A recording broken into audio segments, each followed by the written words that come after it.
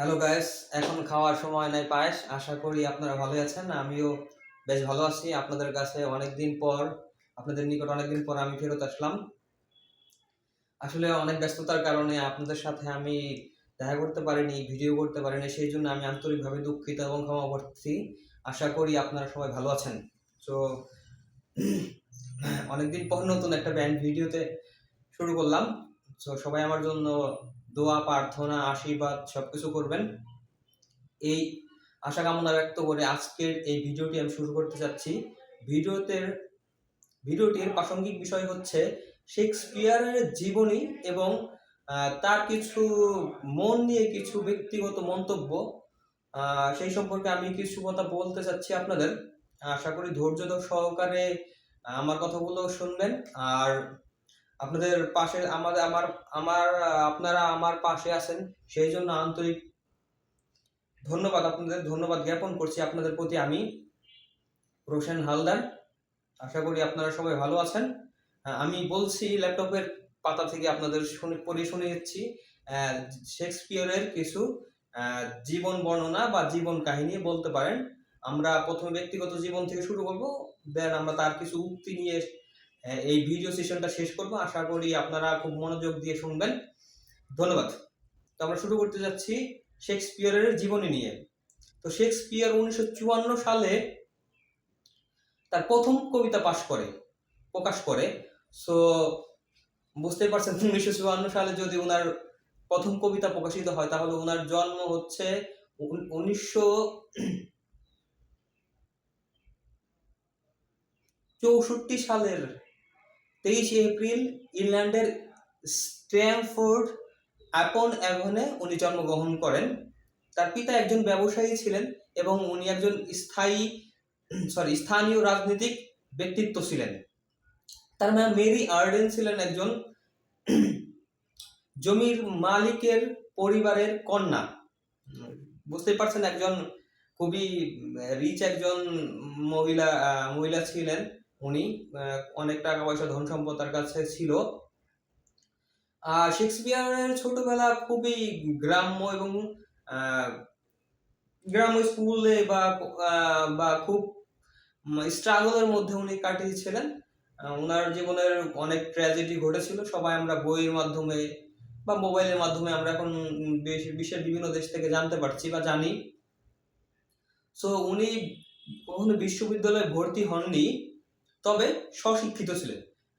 তিনি এই বিষয়ে বা পড়াশোনা নিয়ে অনেক ঘাটাঘাটি করতেন, পড়াশোনা করতেন, নিয়মিত বিদ্যা চর্চা করতেন।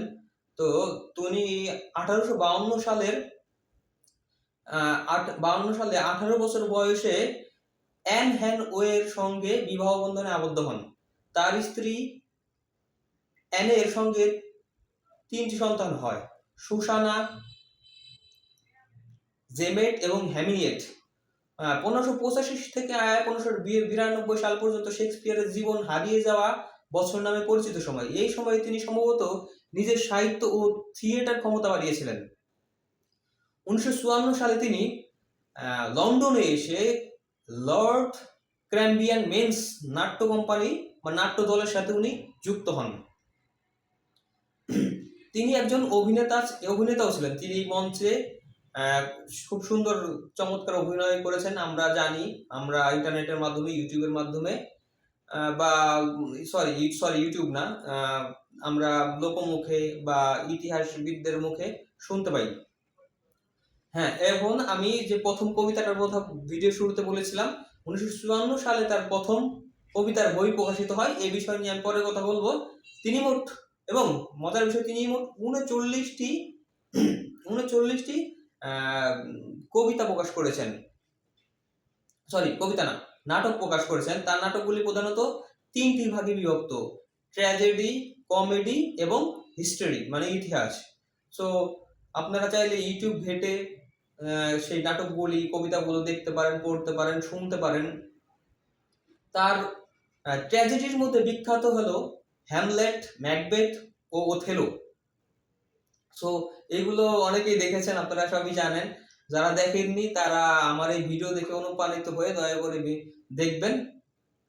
আর আমি ওনার মন নিয়ে কয়েকটি উক্তি বলবো। সবাই অপেক্ষা করুন। আর উনি খুব চমৎকার একজন মানুষ ছিলেন, আমার খুব প্রিয় একজন ব্যক্তিত্ব ছিলেন।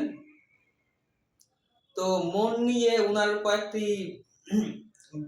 উক্তি আমি এখন বলছি, আপনারা শুনুন। হৃদয়কে বিশ্বাস করো, তবে বুদ্ধিকে কাজে লাগাও।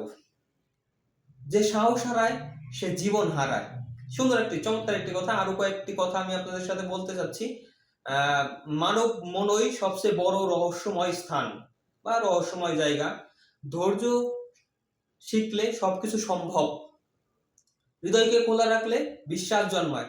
সো এরকম উনি অনেক সুন্দর সুন্দর বাণী দিয়েছেন। আমি এই ভিডিওটা আর লম্বা করতে চাচ্ছি না। আশা করি অনেকদিন পর আপনাদের কাছে আমি ফেরত আসলাম।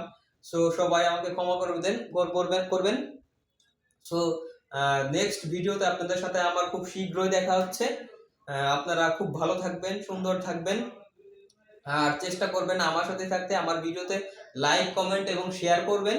সো এই প্রত্যাশা কামনা করে আজকের ভিডিও শেষ করছি। নমস্কার, আসসালামু আলাইকুম, আদাব। সবাই ভালো থাকবেন। Good bye.